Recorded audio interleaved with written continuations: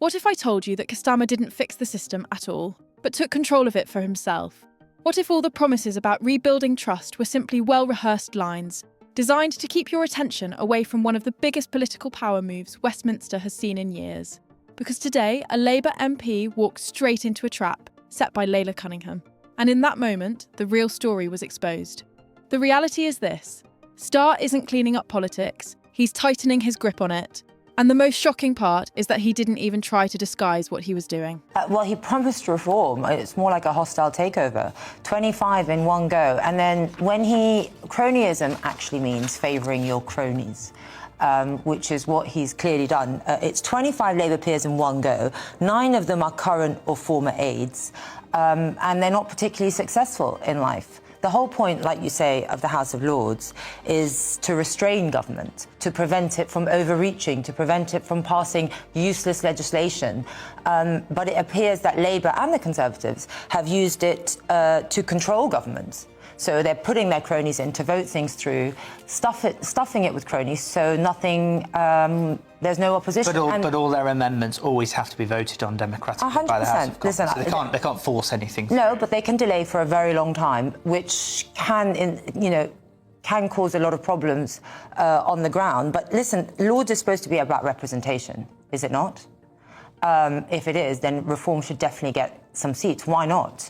The Lib Dems got seats. We're polling higher than the Lib Dems. We're polling higher than the Conservatives and Labour sometimes added together, but we're not getting any seats, and that really tells you everything. Well, that comes back to what it says about the proportionality, which links to a tradition, which is we have an established system that always does it retrospectively based on that. So obviously if Reform had more seats in Parliament, they would then retrospectively get to have peers. But you do have a peer now. No, he has to resign his seat.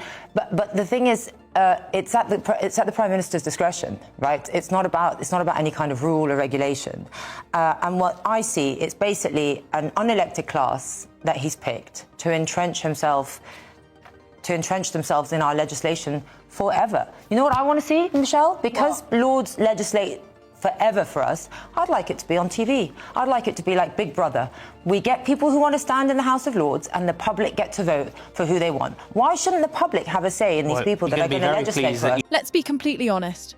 What we're watching here isn't reform at all. It's consolidation. It's a takeover, plain and simple. And the moment Layla Cunningham laid it out clearly, that Starmer had pushed 25 Labour allies into the House of Lords in one single move, you could almost see the flash of panic on the MP's face. Because there is no defence for that level of cronyism. None. Starmer spent 4 years attacking the Conservatives for stuffing the House of Lords with their friends, their donors, and their loyal supporters. Then he walks into power, smiles for the cameras, and does the very same thing, only on a bigger scale.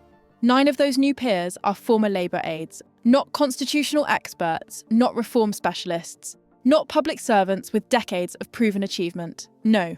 Political insiders whose main qualification is loyalty to Starmer.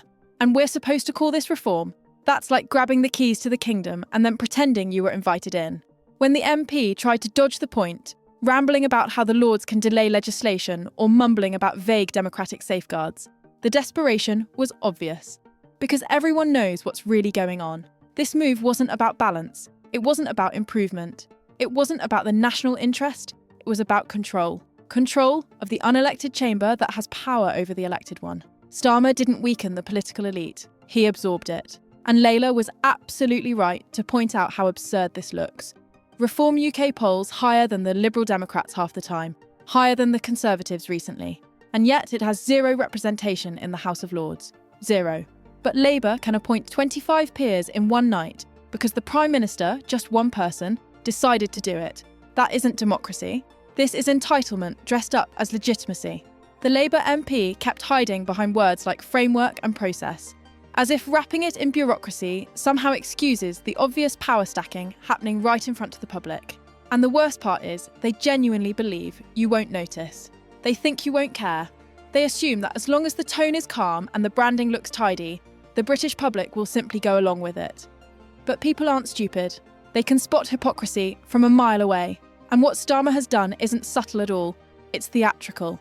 He promised to clean up politics, then quietly reshaped the House of Lords into a long-term Labour stronghold. These are lifelong lawmakers, selected not because they serve the country, but because they serve as his personal safety net.